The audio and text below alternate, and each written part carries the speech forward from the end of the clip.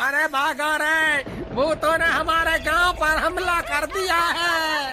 सब अपनी अपनी जान बचा कर भागो। रामपुर नामक गांव में शीला अपनी सास वसुंधरा और दोनों बेटा बेटी रिंकू और राजू के साथ रहती है। उसके गांव में एक पान की टपरी होती है जहां वो हर तरह के पान बेचती है, लेकिन सबसे अधिक प्रसिद्ध उसका फायर पान होता है जो हर किसी का पसंदीदा होता है। अरे शीला बहन, मुझे फायर पान दे दो एक। सुना है तुम्हारे यहाँ का फायर पान एकदम फायर है, फायर। हाँ, मैंने भी यही सुना है, इसीलिए मैं सबसे पहले यहाँ फायर पान खाने आया हूँ।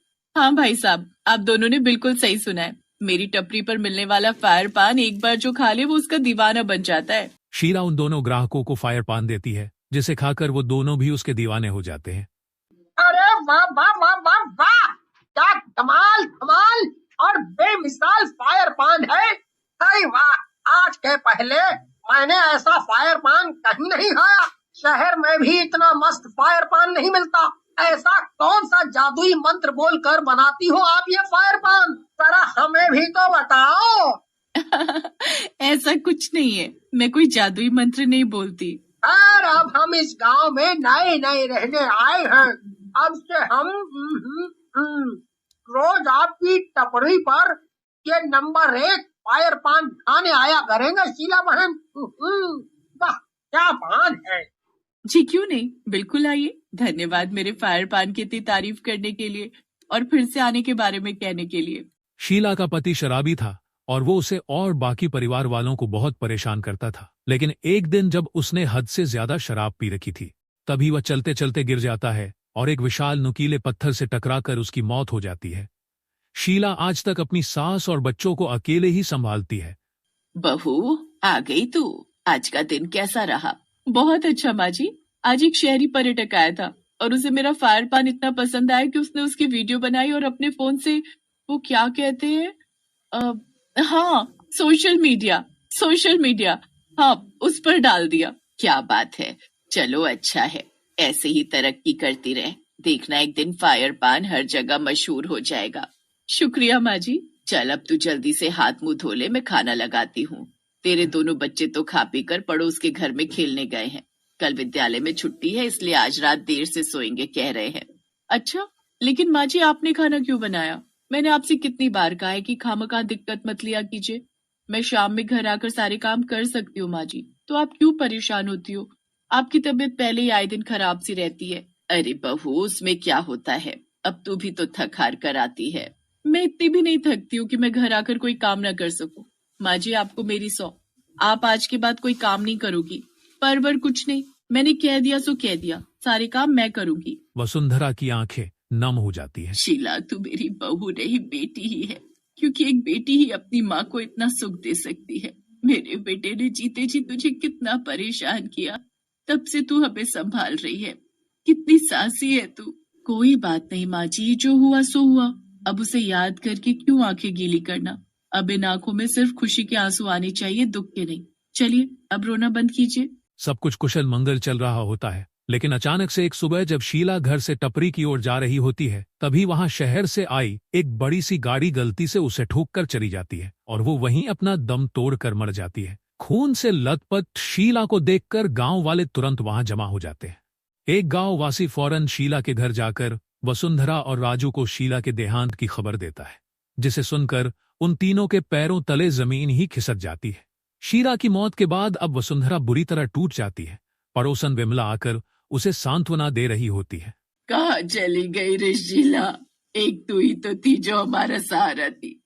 अब हम तीनों क्या करेंगे? अपने आप को संभालिए वसुंधरा काकी, आप ही इतनी कमजोर पड़ जाएंगी तो आपके पोता पोती का क्या होगा? शीला एक बहुत अच्छी औरत थी, भगवान उसकी आत्मा को शांति दे और अब वो जहाँ कहीं भी हो सुखी रहे।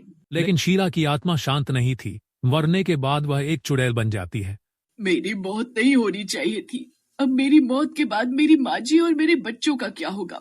नहीं, जीते जी मैंने उन्हें किसी तरह की परेशानी का सामना नहीं करने दिया और अब मरने के बाद भी मैं उन्हें परेशान नहीं होने दूंगी।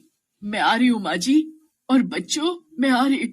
चुड़ैल शीला अपने घर प्रकट हो जाती है। उसे देख वसुंधरा और उसके दोनों बच्चे भचक के रह जाते हैं। शीला, माँ जी, बच्चों, क्या हुआ जो मैं एक चुड़ैल बन चुकी हूँ? मैं उसके बावजूद भी अपने परिवार को संभालूंगी।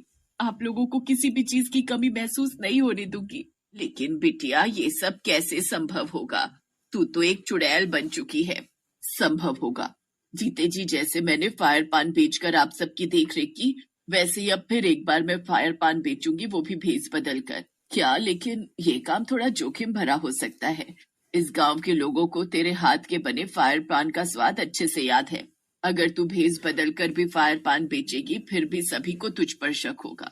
भगवान न करे, लेकिन अगर किसी को पता चला कि तू मरने के बाद भी फायर पान बेच रही है, तब तो फिर कोई भी तेरी टपरी पर फायर पान बेचने नहीं आएगा। उसकी चिंता मत कीजिए माँ जी, क्योंकि मैं फायर पान इस गांव में नहीं, दूसरे गांव में बेचने वाली हूँ, जहाँ के लोगों को मेरे फायर पान का स्वाद पता ही नहीं है, और वहाँ जाकर पैसे कमाकर मैं आप सबको संभालूंगी। लेकिन बिटिया, क्यों इतना जोखिम उठा रही है तू? हम संभाल लेंगे सब कुछ। मैं कोई काम देखूंगी, तू बस हमारे साथ रह। हम किसी को पता नहीं चलने देंगे कि तू हमारे साथ रह रही है। नहीं माँ जी, कुछ नहीं होगा, मैं सब कुछ सोच समझ कर करूंगी। इतना कहकर शीला अब दूसरे गांव में जाकर भेस बदलकर एक इंसान का रूप ले लेती है और वहां पर अपनी छोटी सी टपरी खोलकर फायर पान बेचने लग जाती है। उसने अब भेस बदलने के साथ साथ अपना नाम भी बदल लिया होता है और अब उसका नाम रजनी होता है। आइए आइए, रजनी पान टपरी का स्पेशल फायर पान खाइए। अरे वाह, ये फायर पान तो एकदम ही लाजवाब है। मैं तो और दो खाऊंगा। रजनी, मुझे भी फायर पान खाना है। 2 दिन से पूरे गांव में तुम्हारे ही फायर पान के चर्चे चल रहे हैं। ऐसे में मैंने सोचा कि क्यों ना एक बार मैं भी चख लूं। चुड़ैल शीला रजनी बनकर उस दूसरे गांव में भी एक हफ्ते में ही ढेर सारा नाम और पैसा कमा लेती है। उसकी टपरी कभी खाली नहीं रहती और हर समय टपरी पर कोई ना कोई ग्राहक आता ही रहता है। वो रात होते ही टपरी बंद करती और अपना चुड़ैल रूप लेकर अपने घर चली जाती है और बच्चों और सास को संभालती है। ये लीजिए माँ जी, बच्चों, आज का खाना, और ये रहे नए कपड़े। रिंकू बेटी, तुम्हारा जन्मदिन है ना कल, इसीलिए मैंने तुम्हारे लिए ये नई फ्रॉक लाई है। तुम्हें ऐसी चाहिए थी ना? हाँ माँ, आपका बहुत बहुत शुक्रिया। मरने के बाद भी आप हमारे लिए इतना सब कर रही हो, और साथ ही दुनिया की हर सास को तुझ जैसी बहू दे जो अपनी सास का एकदम बेटी बनकर ख्याल रखे। धन्यवाद माँ जी और बच्चों। दुनिया चाहे इधर की उधर हो जाए, लेकिन मैं अपने परिवार वालों पर आज तक नहीं आने दूंगी। एक दिन रजनी जब टपरी पर होती है कि तभी 2 आदमी आपस में बातें कर रहे होते हैं। अरे भाई, हमारे गांव में भी एक ऐसी ही फायर पान बेचने वाली महिला थी, जिसका नाम शीला था। हाँ, अब वो नहीं रही, वो मर चुकी है। इस रजनी का फायर पान बिल्कुल शीला बहन के फायर पान जैसा लग रहा है। ये तो मेरे गांव का ही आदमी है, इसे थोड़ा बहुत शक हो चुका है। खैर, अब बस ये गांव जाकर बाकी लोगों को ना बता दे कि शीला बहन जैसा फायर पान दूसरे गांव में भी मिलता है, क्योंकि अगर ऐसा हुआ तो स्वर्णपुर के सभी गांववासी इसी गांव में फायर पान खाने आ जाएंगे और सबको मुझ पर शक हो जाएगा, जिसके बाद सब मेरे इंसान या चुड़ैल होने पर भी शक कर सकते हैं। शीला थोड़ी घबरा जाती है, लेकिन उसी रात वो गांव वासी शीला को अपने चुड़ैल रूप में बदलते हुए देख लेता है। वह गांव वाला बाकी गांव वासियों को शीला के चुड़ैल होने के बारे में बताता है, जिसके बाद वह सभी शीला को चारों तरफ से घेर लेते हैं। छोड़ दीजिए मुझे, अरे मैंने क्या बिगाड़ा है आप सबका? तभी वहां पर वसुंधरा आकर उन्हें रोक देती है। मेरी बहू किसी की जान नहीं ले रही है। वो अपने गांव को छोड़कर इस गांव में इसलिए आई क्योंकि अगर वो हमारे गांव में पान बेचती तो सबको उसके स्वाद से समझ आ जाता कि ये शीला ही है, और एक चुड़ैल का पान कोई क्यों ही खाएगा। इस डर से वो इस गांव में आई और भेस बदलकर पान बेचने लगी। आपने ऐसा सोचा भी कैसे शीला बहन? आप एक बार हम सभी गांव वालों से पूछ लेती। आप चुड़ैल हुई तो क्या हुआ, हम फिर भी आपका पान खरीदेंगे और उसे मजे से खाएंगे। आप सबका बहुत बहुत धन्यवाद, और इस गांव के लोगों से मैं हाथ जोड़कर माफी मांगती हूँ। इस तरह अंत में शीला के गांव वाले उसे चुड़ैल के रूप में भी खुशी खुशी स्वीकार लेते हैं और वो एक चुड़ैल होने के बाद भी फायर पान बेचना जारी रखती है और अपने परिवार को संभालती है।